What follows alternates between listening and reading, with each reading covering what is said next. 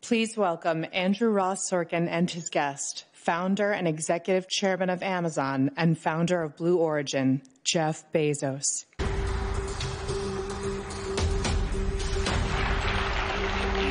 Jeffrey Bezos, everybody. Jeff, thank you so much for being here. We always try to save the best for last, and we couldn't be more thrilled for you to be here. I said it at the beginning of the day, and I'll say it again in front of you, Jeff. Jeff is one of the world's most successful entrepreneurs. We talk a lot about people, we've talked about it all day, about people of consequence on this stage. And there's no question that Jeff has changed the way we live, really. And it's rare to be able to say that about anybody. In 1994, he founded Amazon, which started as an online bookseller. You know the story, right out of his garage in Seattle. Today, Amazon's one of the most 5 valuable companies in America. Now he's focused far beyond Earth to outer space through his company Blue Origin. He's racing to the moon and then to Mars. His new Glenn heavy lift booster rocket expected to launch any day now. And meanwhile, back here on Earth, his Bezos Earth Fund granting $2 billion so far. And of course, he also owns the storied Washington Post, which has put him in the headlines in recent weeks as well. It punches above its weight in that regard. And we're going to talk about it. We're going to talk about all of that and more. And in fact, what I want to do, if you'd indulge me, is actually start there with the Washington Post. And the reason I want to do that, because I think as we all saw the election play out and we saw the decision not to endorse a presidential candidate prior to that, it became, I think, a microcosm of so many different things in our society, that decision. It became a Rorschach test for people and their politics. It became a question about trust in the media, about influence, about business interests, and so many other things. And so I was hoping maybe just to sort of help us with this story, which we all read about. If you could just, in your own words, take us back to the 2 weeks before the election when that decision was made and what happened and what was going through your mind at that time. Well, it was the time when, for some number of years, about that time when the Washington Post would, make an editorial decision and endorse a presidential candidate. For many decades, the Post very studiously did not endorse presidential candidates. The kind of founder of the modern Post, a guy named Eugene Meyer, whose words are still inscribed in the lobby as you walk in, was against the idea because he thought an independent newspaper shouldn't be endorsing presidential candidates, and so they didn't do it. After Watergate, the Post started endorsing presidential candidates. And so we're talking about this in that time frame. It hadn't come up before. And, we just decided that, it wasn't going to help first of all, it wasn't going to influence the election either way. We didn't believe, there's no evidence that newspaper endorsements influence elections. No independent voter in Pennsylvania at that time was going to say, oh, is that what the Washington Post thinks? Well, then I'll do that. So that wasn't going to happen. And at the same time, we're struggling with the issue that all traditional media is struggling with, which is a very difficult and significant loss of trust. And, the trust surveys have been done for many decades now, and the media has been going down in those surveys for decades. They've always been able to hang on to the one, small positive, that they're always above Congress. And this year they lost even that, falling below Congress, which is not easy to achieve. Congress was thrilled, by the way, not to be at the very bottom of the list. And so we just decided that the pluses of doing this were very small, and it added to the perception of bias. Newspapers and media in general, if they are going to try and be objective and independent, they have to pass the same requirement that a voting machine does. They have to count the votes accurately, and people have to believe that they count the votes accurately. Both requirements are just as important for a voting machine. And media is similar. And there's a strong perception. Not all of it is the media's fault. There's a lot of external factors involved too. But where we can do something, we should. Okay, but let me ask you, and you know that there was blowback. I just want to read you. This is Marty Barron, who was your former editor of that paper. He said, "This is cowardice with democracy as its casualty." David Remnick said, "If Jeff Bezos had said 2 years ago that he thought the editorial page should get rid of endorsements, all of them, you could argue the case one way or another." But he was effectively suggesting that given this scenario with the timing of it. Look at, if I had the prescience to think about this topic at all 2 years before, that would have been better for perception reasons. But in fact, we made this decision. It was the right decision. I'm proud of the decision we made. And it was far from cowardly because we knew there would be blowback, and we did the right thing anyway.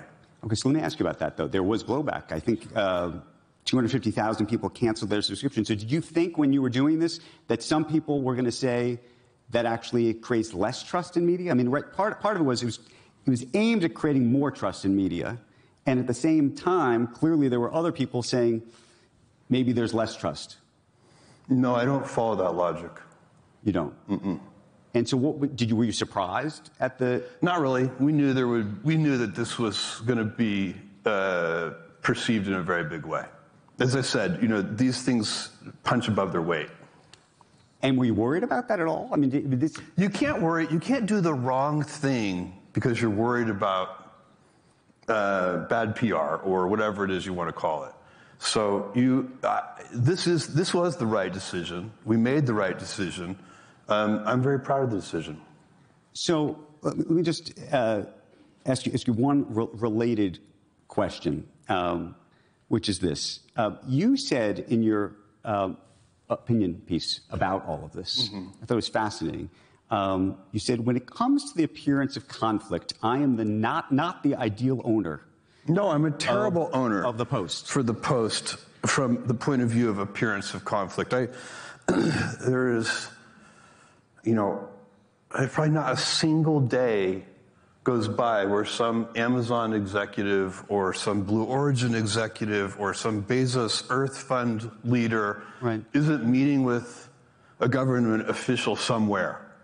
And so there are always going to be appearances of conflict. And is that... I would be a pure newspaper owner who only owned a newspaper and did nothing else would probably be, from that point of view, a much better owner.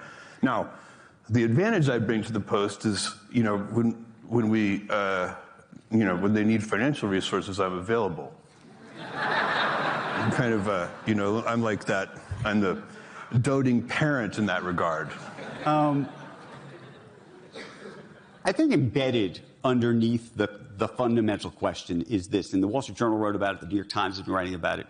It's whether, and this was, I think, the question that people had, which was whether you had any worry in your mind about your other businesses, about Trump, and whether he would ultimately target an Amazon or target a Blue Origin as retaliation against negative coverage, given that you had lived through that. No, I don't think so. That was certainly not in my mind. And I'm also very aware that the Post covers all presidents very aggressively, is going to continue to cover all presidents very aggressively.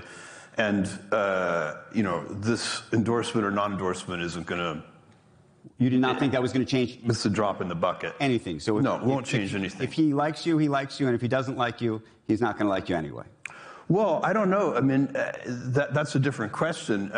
But, if we're talking about Trump, I think it's very interesting. I'm actually very optimistic this time around that we're going to see. I'm very hopeful about this. He seems to have a lot of energy around reducing regulation. And my point of view, if I can help him do that, I'm going to help him. Because we do have too much regulation in this country. This country is so set up to grow. By the way, all of our problems, all of our economic problems, like if you look at the deficit and, the debt, the national debt, and how gigantic it is as a portion of GDP, these are real problems, and they're real long-term problems. And the way you get out of them is by outgrowing them. you're going to solve the problem of the national debt by making it a smaller percentage of GDP, not by shrinking the national debt, but by growing the GDP. You have to grow the denominator. And that means you have to grow GDP at, 3, 4, 5% a year, and, let the national debt grow slower than that. If you can do that, this is a very manageable problem. So we need a growth orientation in this country. This is the most important thing, a growth mindset. And we are the luckiest country in the world. We have all these natural resources, including energy independence. We have the best risk capital system in the world by far. So, people get confused about why does the United States have so much venture success, so much entrepreneurial success? Why are the big tech companies here and not somewhere else? What's really going on with all this dynamism in this country compared to what we see around elsewhere in the world? Right.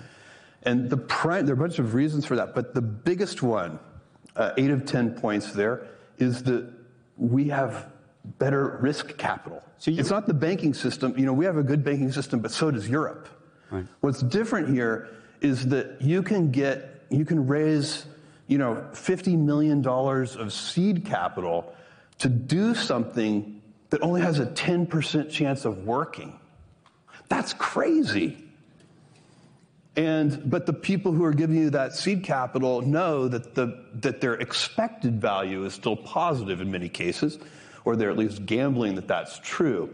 That risk capital system that we have in this country is turning out to be very hard for other countries to duplicate. So we have that. We have, we speak English, and English is turning into the lingua franca of the whole world. It's there's so many advantages here, but we are burdened by excessive permitting and regulation. You can't build a bridge and all these things. You know what they are. We see these examples all the time. We need to be able to build solar fields and everything else. But so you're optimistic. I'm super optimistic about this president. And the reason I ask is because I'm very optimistic that President Trump is serious about this regulatory agenda, and I think he has a good chance of succeeding. What about the idea that he thinks that the press is the enemy? Well, I think I'm going to try to talk him out of that idea. I don't think the press is the enemy. And I don't think, he's also, you've probably grown in the last 8 years. He has too.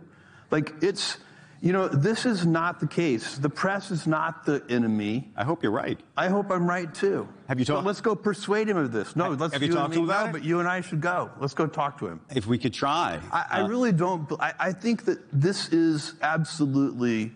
I don't think he's going to see it the same way. But maybe I'll be wrong. Was that always your thought, by the way? What I've seen so far is that he is calmer than he was the first time and more confident, more settled. Let me ask one related question, then I want to actually get into space, but it actually is an interesting segue to space, because we were talking earlier this morning to Sam Altman about Elon Musk. And Elon Musk's relationship with the president, interestingly. And there's been a lot of questions about whether there could be the possibility that Elon, given his proximity, would make things difficult for people who are his competitors. Elon, in the space context, is your biggest competitor. Yes. Does this concern you? Well, they're certainly very able competitors. I mean, this is an arena where I have the... Oh, no. I know he's a great competitor. No, I'm saying, does it concern you, his proximity? No, I was headed there. Oh. But I'm just saying they're certainly very good competitors, and no doubt about that. I take at face value what has been said, which is that he is not going to use his political power to advantage his own companies or to disadvantage his competitors.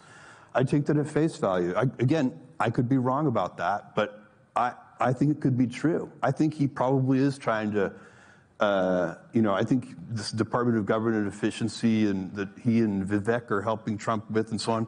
Again, I'd like to take, I've had a lot of success in life not being cynical. And I've very rarely been taken advantage of as a result. It's happened a couple of times, but not very often.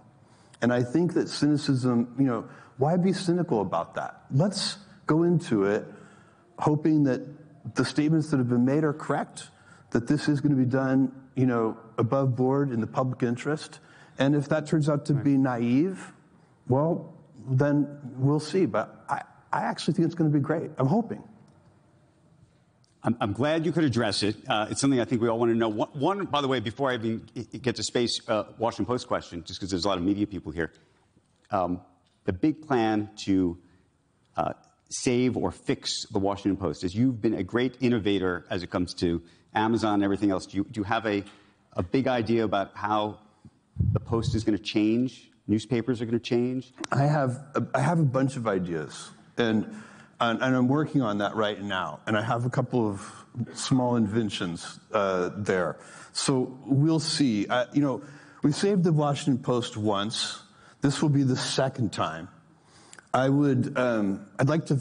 It was saved for, 2013, so 11 years ago. It took a couple of years. It made money for 6 or 7 years after that. In the last few years, it's lost money again. And it needs to be put back on a good footing again. And the first time we did it by transitioning away from advertising to subscriptions, and also away from being a local paper to being a national paper. And there are many more details to it, but that was the basic formula that was used, and it was very successful. And we have a few other ideas, so stay tuned. We'll see. Okay. Here's my question to you about space, which is, I think a lot of us watched you. This was just weeks after you stepped down as the CEO of Amazon. You went aboard New Shepard as its first crew flight. And I remember watching it on TV just like everybody else. This is 2001. And I know this is something you wanted to do literally since you were a kid. I mean, I went back and looked. There were articles and letters and people who said that when you were a child, you were talking about this. And so I was just curious if you could just take us back to that morning and what that felt like, because you have now put all of your eggs now in the space basket, and what that was like, and how that might have even shifted your thinking about What do you this. mean, put all of my eggs in the space basket? Well, you mean you have a huge investment in space. Yes, but it's not all my eggs. Not all of them. Yeah, no, I still have a huge investment in Amazon. I still spend a lot of time there too. I've actually never worked harder. This retirement thing I've turned out to be extremely lame at, and so I'm waking up every morning and doing meetings from 9 to 7 and reading documents, and most of it is Blue Origin, but quite a bit of it is still Amazon too. That morning, we're going to space, and I'll tell you about the overview effect, which everyone goes. We've now sent 6%. New Shepard is our tourism vehicle. It takes people up in space. The whole journey takes 11 minutes. You're in space for 4 minutes. You go up above the Kármán line, 100 kilometers up. You see the curvature of the Earth, the thin limb of the Earth's atmosphere. It truly is a life-changing, transformative thing. Every astronaut, everybody who's ever been to space has felt this. And it has a name. It's called the overview effect. Jim Lovell, the Apollo 13 astronaut and later moonwalker, has a beautiful quote. When he saw the Earth from space, he looked back and said, "I realize you don't go to heaven when you die. You go to heaven when you're born."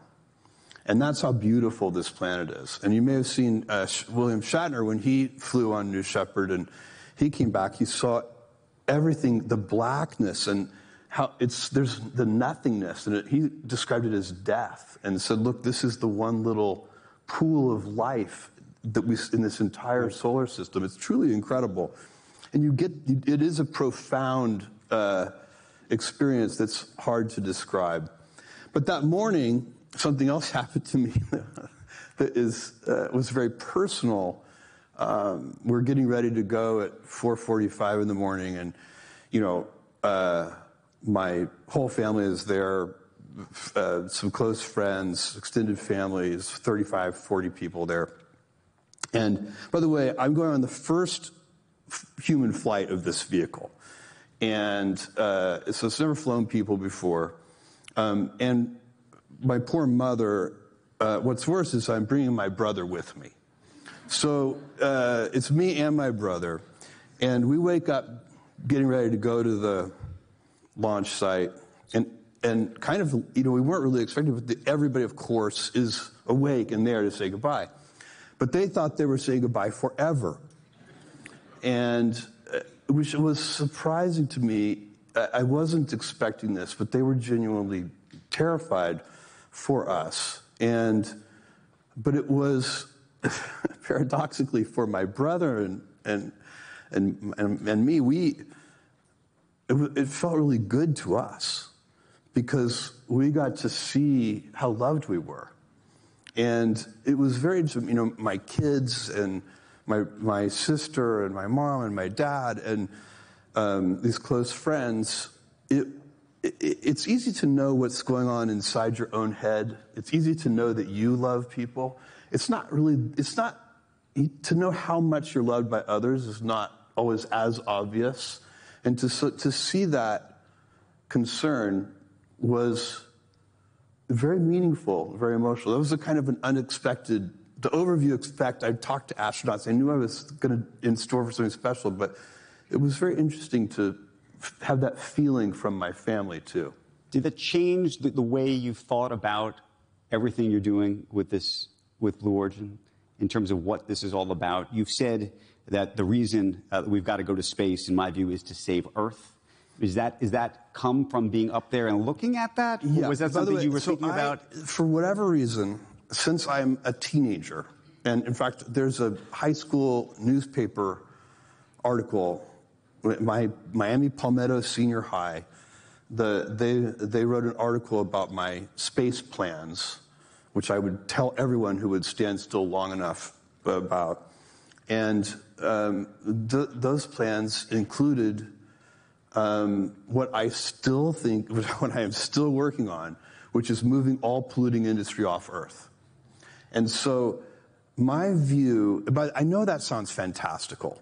So I beg the indulgence of this audience to bear with me for a moment. But it's not fantastical. This is going to happen. And we need to lower the cost of access to space low enough. And that's what New Glenn, our orbital vehicle, is all about. That's the big super heavy launch vehicle that's now, it's literally on the pad now waiting for regulatory approval. It needs its final regulatory approvals to launch. So we're very, very close. And if we can lower the costs enough, and we will, I mean, it may take, who knows how many years it will take, but we can set up the preconditions where the next generation or the generation after that will be able to move polluting industry off Earth. And then this planet will be maintained as it should be, and can kind of be, you can sort of think of it as zoned residential and light industry. And if you want to use large amounts of energy and large amounts of pollutants and so on, you go do that off Earth. And so we get the best of both. We get to have this energy-intensive civilization and use ever more energy per capita and get all the benefits that we get from that, which are many, by the way. You don't want to go back in time.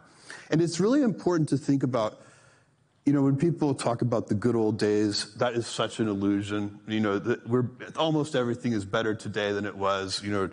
Infant mortality is better. Global illiteracy is better. Global poverty is far better. Things really are better today. There's one exception to that. Which is? The natural world.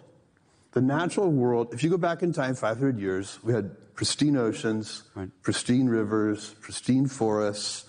And that is, that's part of the trade we've made, is we're kind of, we're using up the natural world here. But space has infinite, for all practical purposes, infinite energy, infinite raw materials. So it's a very interesting philosophical choice, because one of the things you're talking about trying to save the Earth, and I was going to say that a number of other people, including I think Musk and others say that we need an escape hatch from Earth, right? We need to all move to Mars because Earth is not going to be saved. Do you see that? No, we have to save. So first of all, there is no plan B. We have to save Earth. So we've sent robotic probes to all of the planets in this solar system. This is the good one. And we must save it. We cannot. Look, we can live. We can choose how we want to live. It is not impossible, if you think about climate change and so on, some of the issues that we face here because of the way we're doing things currently. You could imagine a world with enough technological sophistication where we can turn Earth into sort of a giant spaceship, like air-conditioned. It's fantastical. No, I know. But I'm saying air-conditioned planet and, kind of pave the whole thing and turn it. That's a bad future. We don't need to do that. Turning Earth into, take the whole thing and turning it into a human construct and destroying this natural ecosystem when it's so unique and such a gem, that's not the right way to do it. So we should move all that off Earth. And we will, because we won't do it the wrong way. And you know why we won't? Because humans value beauty and art. I have a ranch in West Texas. It's actually also where the launch site for the suborbital vehicle is. And on that ranch, you can, in many different places, you can go and find, arrowheads and ancient pottery. And some of the pottery is 7,000 years old. And it is, and that was a hard scrabble, subsistence level life. And that pottery is decorated. So here are these people who are in a desert environment, scraping for water, food, and yet they're taking the time to paint their pottery. What does that tell you about our values? And what humans value beauty and art. We're not going to destroy this planet. Let me ask you two other related space questions. I had the opportunity to go tour Blue Origin in the fall. And one of the things that everybody down there talks about is this idea of getting to the moon and then using the moon. In fact, the phrase that one of your colleagues said was, we're going to use the moon. The moon's going to be like JFK, the airport. Because, no, like JFK, the airport. Because we're going to send stuff to the moon, and then from the moon, then we're going to go to Mars. It's like a pit stop along the way. And I thought that was sort of a very interesting thought process. There's a very strong argument to be made that the moon is a good stepping stone to the rest of the solar system. And the reason for that, because the moon has a much lower gravity level than the Earth, and because it has a lot of very important minerals, and also water in the form of ice in the permanently shadowed craters at the poles of the moon. And ice can be converted, water can be converted into hydrogen and oxygen, which happen to be the very best, highest performing rocket propellants. And so you can, it takes, to raise a kilogram of mass from the Earth takes 28 times as much energy as raising that same kilogram from the moon. So to the degree that you can get raw materials from the moon, which, again, we're talking about a couple of generations in the future, but to the degree that you can get raw materials from the moon instead of from Earth, those materials will allow you to build spaceships and to fuel those spaceships and to build solar arrays and all these other things that you want to do, but using lunar resources instead of Earth resources, and then it would provide a very convenient stepping stone to the rest of the solar system. Dave Limp, who we just hired to run Blue Origin for you as a CEO, said apparently when he was interviewing with you, he said, Jeff, is Blue Origin a hobby or a business? Yeah. What did you tell him? It's a business. It's not a very good business yet. How big a business can it be? We're investing. No, look, I think it's going to be, from a business point of view, from a financial returns point of view, I think it's going to be the best business that I've ever been involved in. But it's going to take a while. So bigger than Amazon? Yeah. So let me ask you a different question, which is, I remember just being down there, the scale of everything. I wish you could all just go and see it is so remarkable. You sort of look at the scale, and you can't even understand what is happening around you. It's sort of so hard to fathom just the size of it all. And it made me think about confidence. We were actually talking to Serena Williams earlier today about confidence. And I was thinking to myself, it's easy for her. She just has to be the best in the world.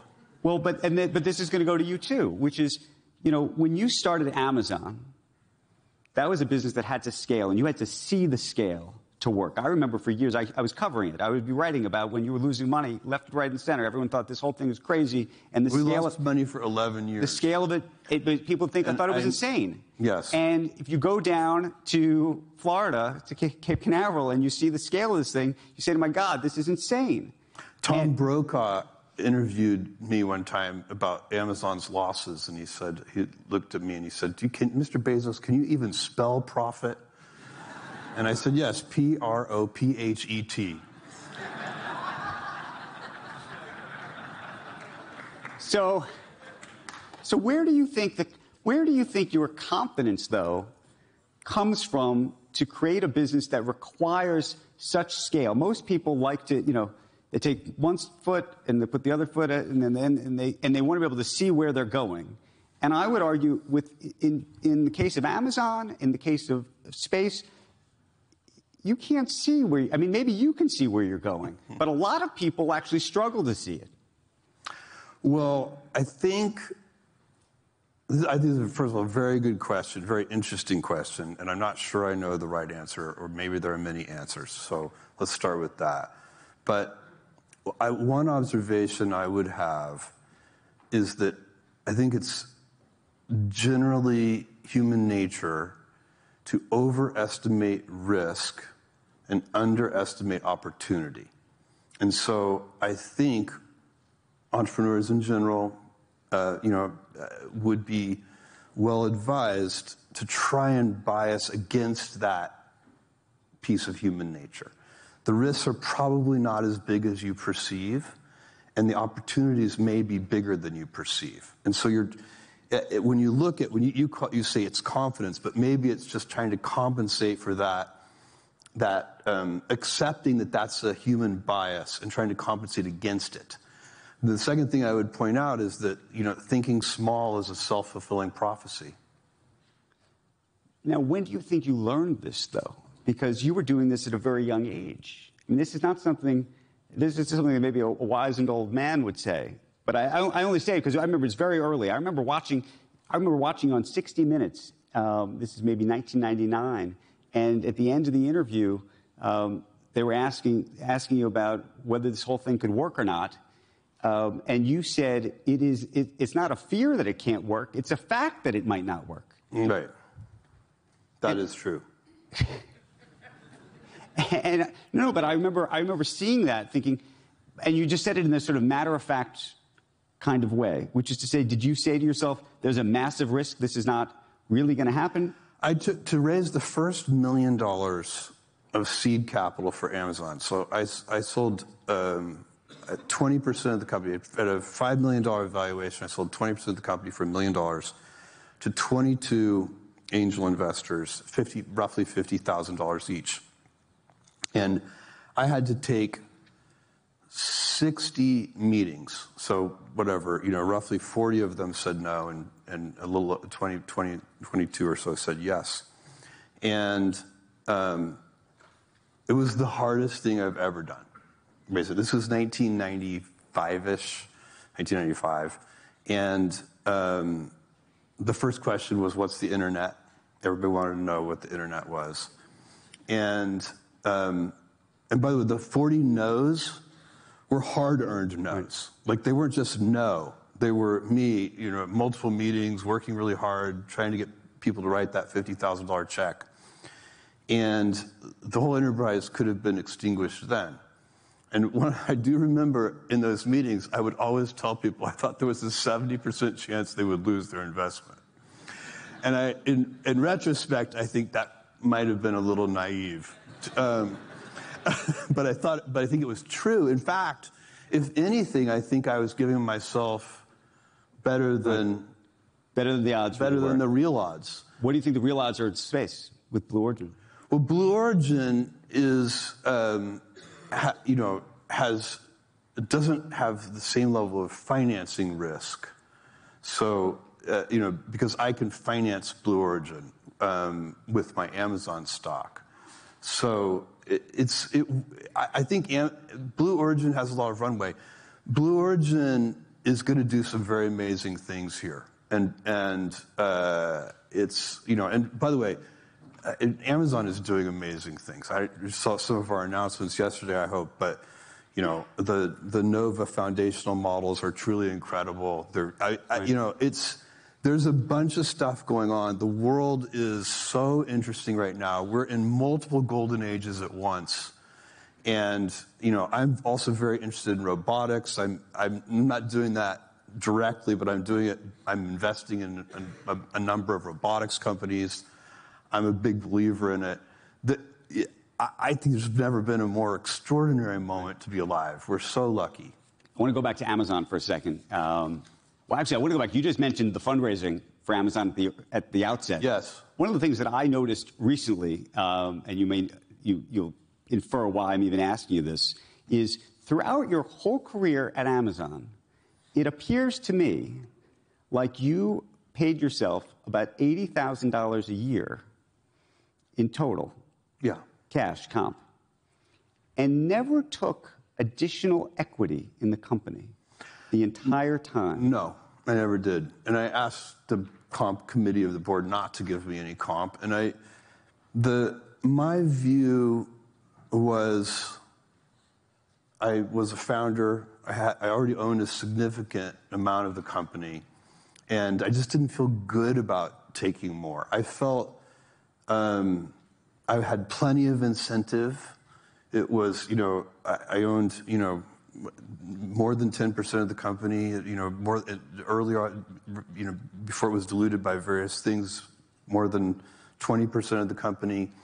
And I just felt, how could I possibly need more incentive than owning such a, most founders own big chunks of the company. They don't really need, they're more like owner operators. The way they increase their wealth is not by getting more equity. They just want to make the equity they have more valuable. And so I just would have felt icky about it. And I'm actually very proud of that decision. I sometimes wish that there were and maybe you can do this, Andrew, or maybe the Washington Post will do this, but somebody needs to make a list where they rank people by how much wealth they've created for other people. And so instead of the Forbes list, it ranks you by your own wealth. So, Amazon's market cap is $2.3 trillion today. I own about, 200 billion-ish of it. So if you take 2.3 billion and subtract out the piece I kept for myself, then, I've created something like 2.1 trillion of wealth for other people. That should put me pretty high on some kind of list. And that's a better list. How much wealth have you created for other people? Right. People like Jensen at NVIDIA, he's going to be very high on that list. And that would be a pretty cool list. Somebody should do that list. I think that is a very cool list. How does the idea of your own influence sit with you? Do you think about that? Do you appreciate that you are one of the most powerful people in the world, frankly, given your connections to Amazon, given what you're doing with Blue Origin, given all the other things that you're investing in and can do, the Washington Post? I don't. It's a fair question, but I don't think about it that way. I don't wake up and think, how am I going to exercise my power today? I wake up and follow my curiosity. I've always been a wanderer, and I even organize our Amazon meetings this way. I want crisp documents and messy meetings, and I want the meetings to wander. The only meeting I'm ever on time to is my first one, because I won't finish a meeting until I'm really finished. You can do that because you're the boss. What about everybody else? They have to wait for me. But that, this is, I try to teach, really, wander in the meetings. There's certain kinds of meetings that are like a weekly business review or something where it's like a set pattern and you're going through it. That can have an agenda and it can be very crisp. That's a different kind of meeting. But most of the meetings that are useful, we do these 6-page memos, we do a half-hour study hall, we read them, and then we have a messy discussion. So I like the memo should be like angels singing up from high. It's so clear and beautiful. And then the meeting can be messy. How messy can it be?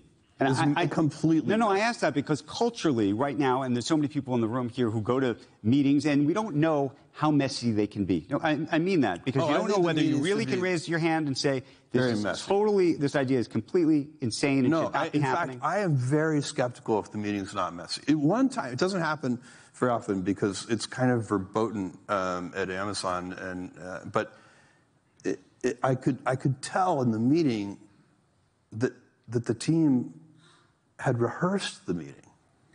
That happens. A lot. I could just feel it. Like you can tell the little tiny cues. And I turned to them and said, "Did you guys rehearse this meeting?" And they're like,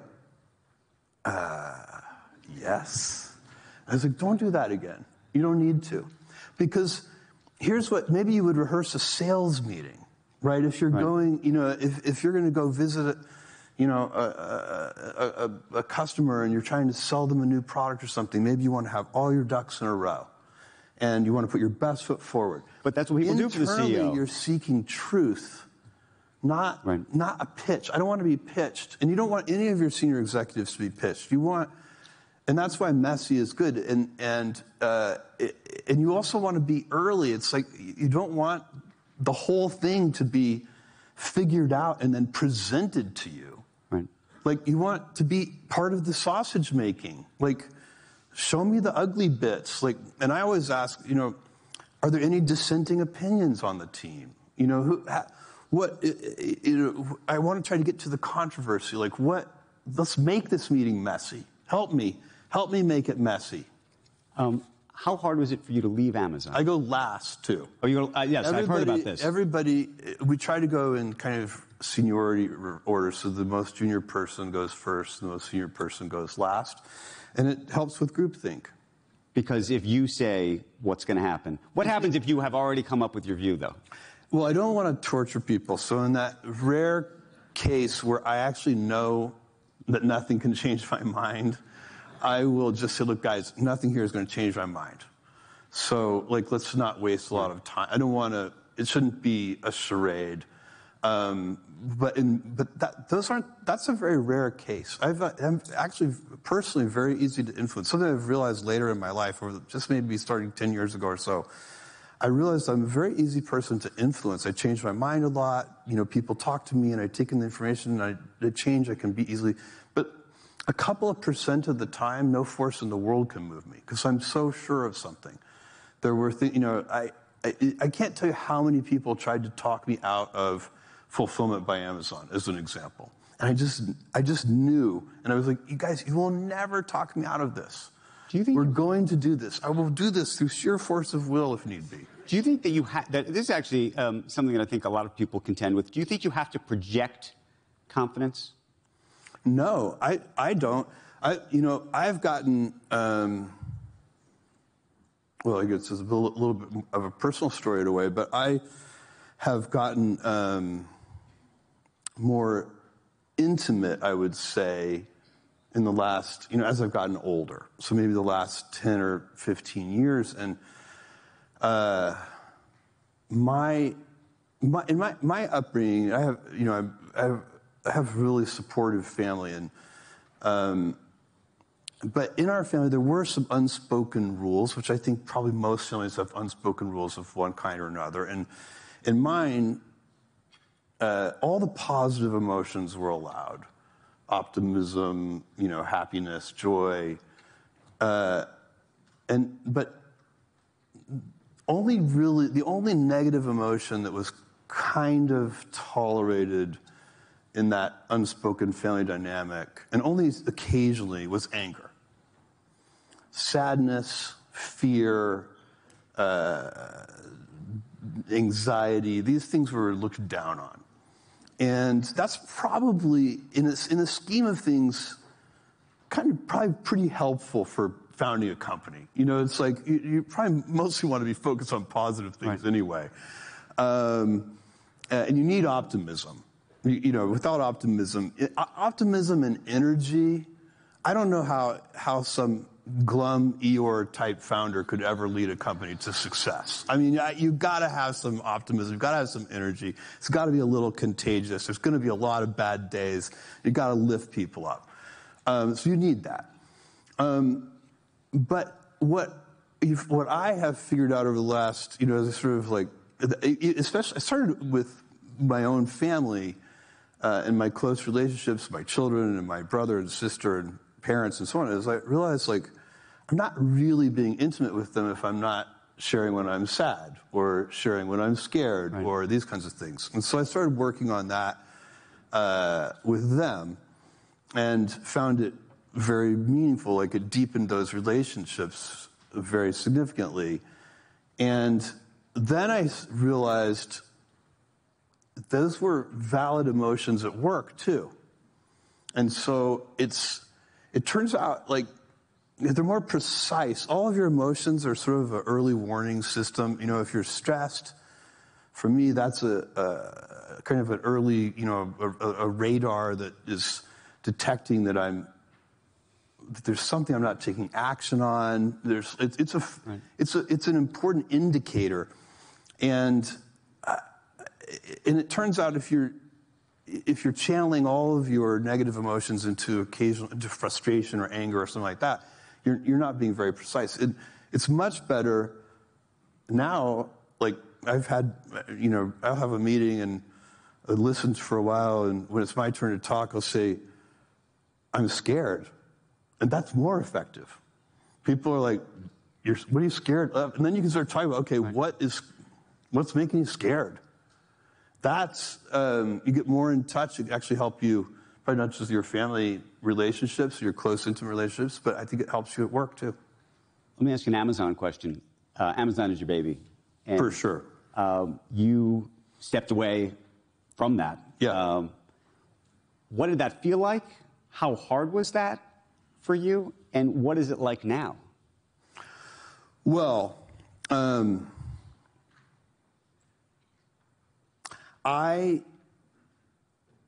even when Amazon was a tiny company, for whatever reason, I always had in my mind that I wanted to build a company that would outlast me.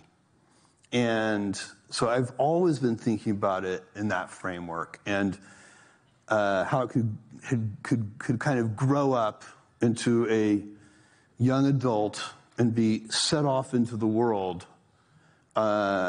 successfully and independently. And that's very different. You can build companies in different ways. You don't have to do that. You can be the genius with 1,000 helpers. And that's also can be very successful. There's nothing wrong with it. It's just, it wasn't what I wanted to do. And I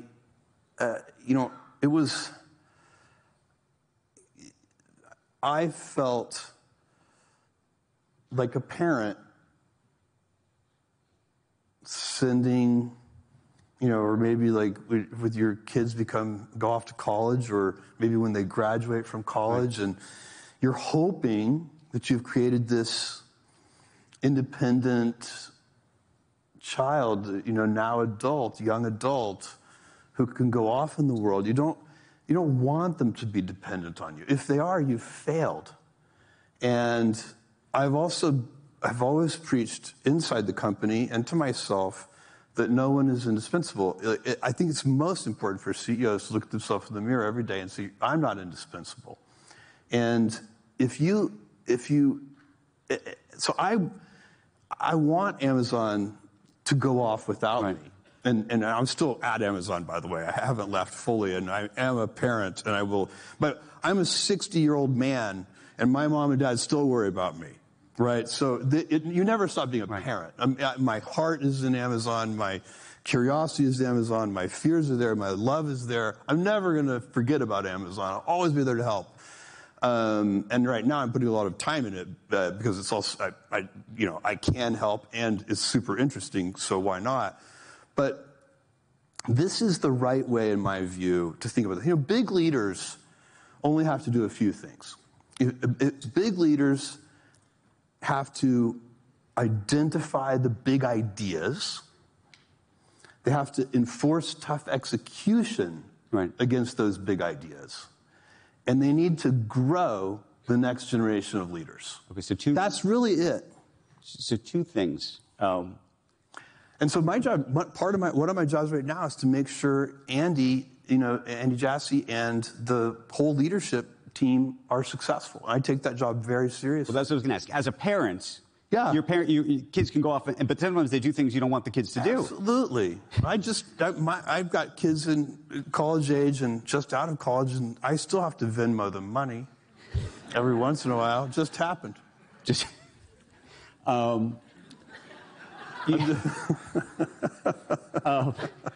We'll talk about what you subscribe and save to in just a moment on your app. But help us with this. You just said you're very involved with it right now. What is it that you're doing at Amazon? AI. Yeah. So there are a few things, but it's 95% AI. And where do you think? It's just so because we are literally working on 1,000 applications internally. So AI, you have to remember, modern AI is a horizontal enabling layer.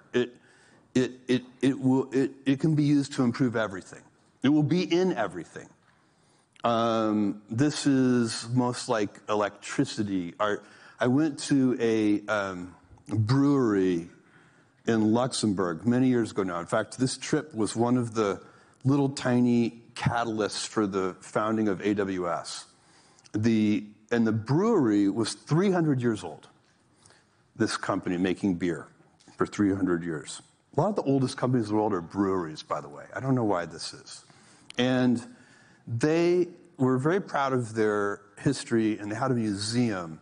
And in that museum was an electric power generator, 100 years old. And because when they wanted to improve the efficiency of their brewery with electricity, there was no power grid. So they had to build their own power station. So they made their own electricity. And at that time, that's what everybody did. If a hotel wanted electricity, they had their own electric generator.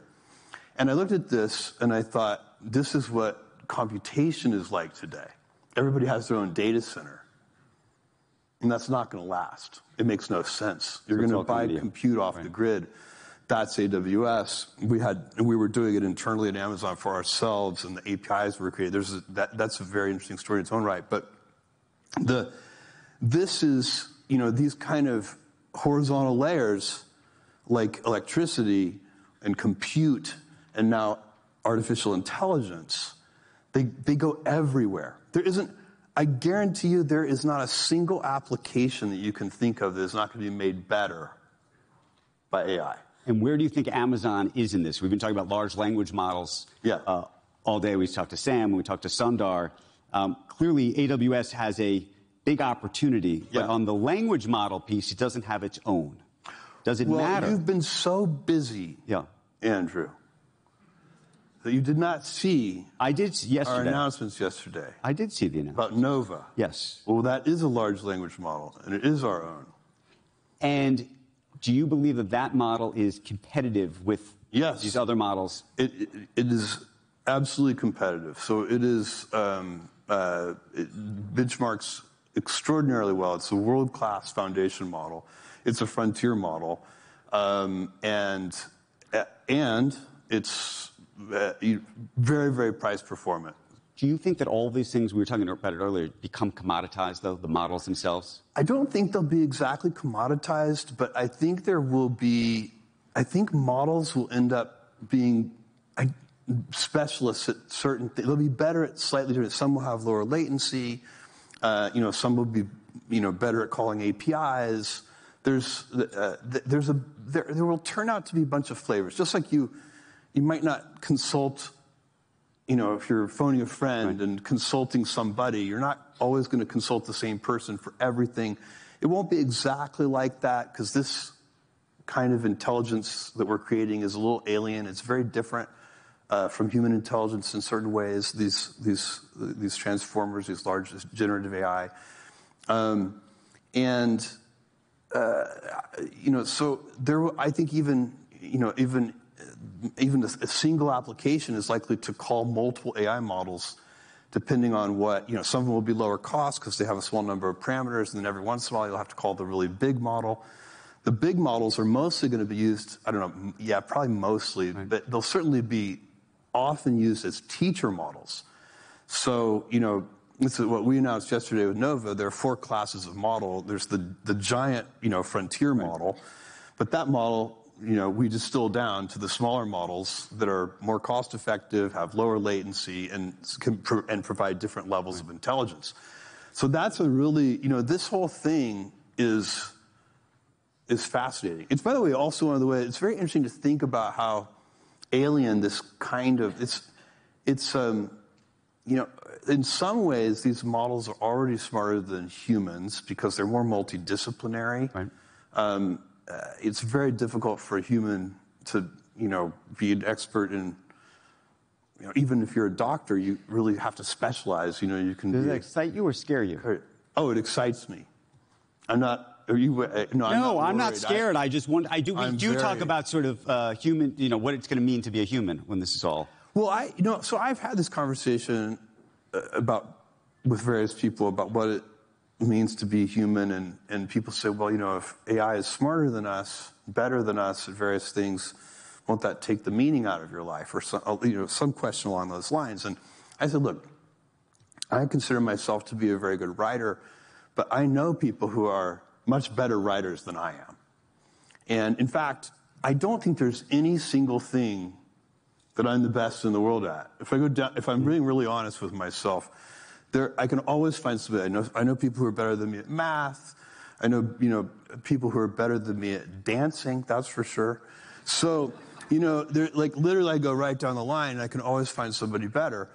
And yet that doesn't take meaning from it. If you only get meaning because you're the best in the world at something, then very few of us are going to have meaning in our lives. There isn't going to be a lot of meaning. And really your meaning is coming from your relationships, how uplifting people. So like if you think about it, by the way, that uplifting can be very local. Do you think it's like if you're just uplifting your brother and sister, you're uplifting your kids, you're uplifting, your friends and the people in your community, you're going to get meaning from that. Do you think technology has made that better or worse? We were talking to Prince Harry earlier. He clearly thinks it's social media. And are you on social media? I am on social media sometimes. You say sometimes. Well, I am not addicted to social media. I go in and look and I try to mine it for ideas sometimes, and it's a lot of work to find the little nuggets there are some. Like I follow a bunch of people who I think are really smart, and if I can stay just on those, but invariably the algorithm captures my attention and takes me down a different path. But you're very good. I've seen you. You're very good at compartmentalizing. Meaning, you will put the phone down. I never pick up my.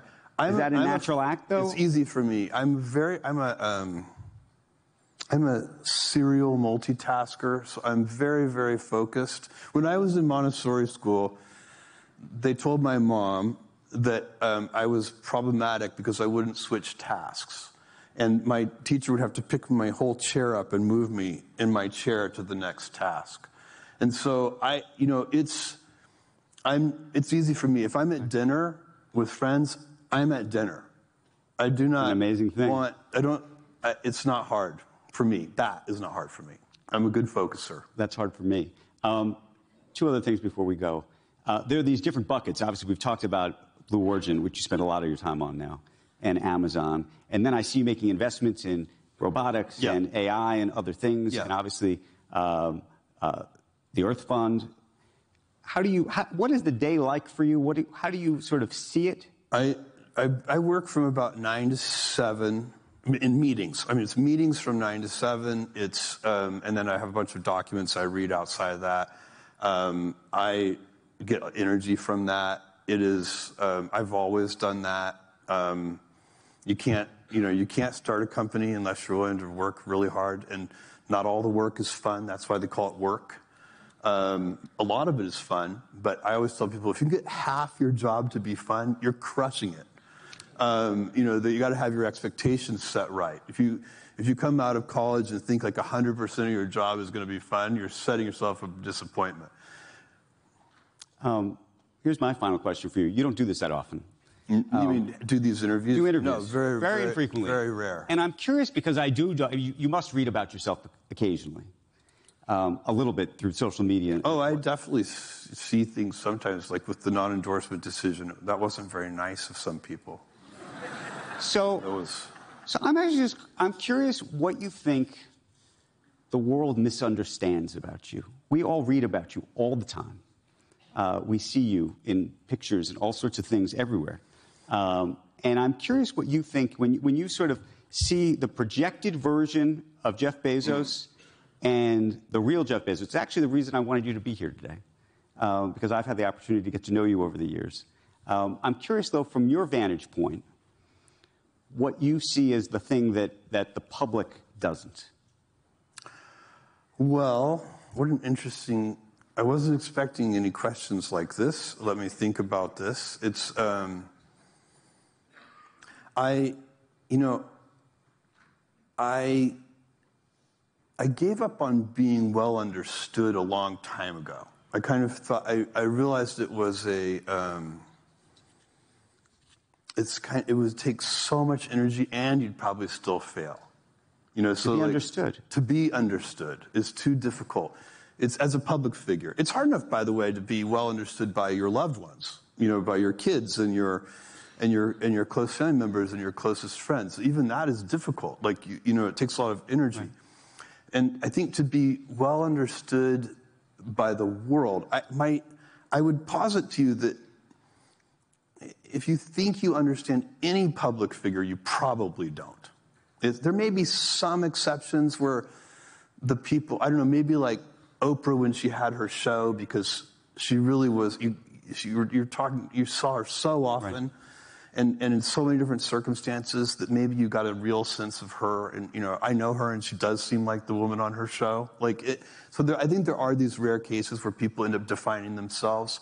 But mostly you end up defined by a small set of things that catch, as a public figure, yeah, that catch people's attention. And they just dominate the entire conversation. In my case, it would be wealth or something like this. People would say, it's very hard if you're, I had a very funny moment on stage with Bill Gates once. It was shortly after I had become the wealthiest person in the world, and I had taken that title from Bill, a title which I had, I promise you, I had never sought.